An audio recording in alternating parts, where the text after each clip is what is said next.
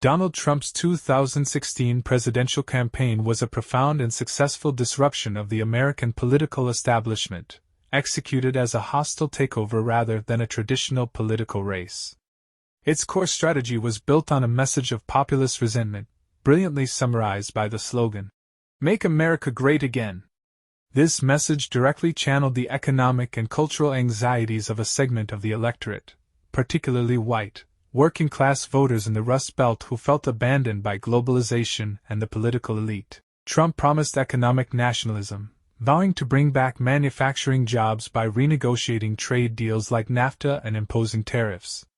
He centered immigration as a key issue, famously pledging to build a wall on the southern border and have Mexico pay for it.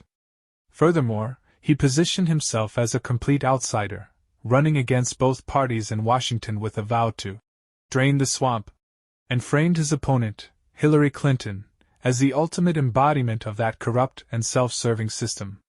This message was amplified by an unprecedented and masterful use of the media landscape. Trump bypassed traditional, expensive advertising by dominating news cycles for free, earning an estimated $5 billion in unpaid media coverage. His primary tool was Twitter, which he used as a direct megaphone to communicate with millions, bypassing journalistic filters and setting the daily agenda with provocative and often controversial tweets. Cable news networks became an extension of his campaign, finding his rallies and statements irresistible for ratings.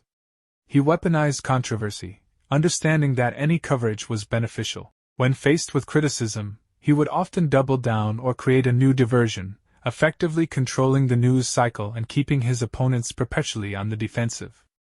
The campaign's electoral strategy focused on energizing a specific base of supporters rather than pursuing a broad coalition appealing to every demographic. Led by campaign manager Kellyanne Conway, the operation targeted what they called the forgotten men and women of our country. While conventional wisdom held that Republicans needed to improve their standing with minorities and suburban women, Trump's team focused on flipping the blue wall of Democratic-leaning industrial states, Pennsylvania, Michigan, and Wisconsin.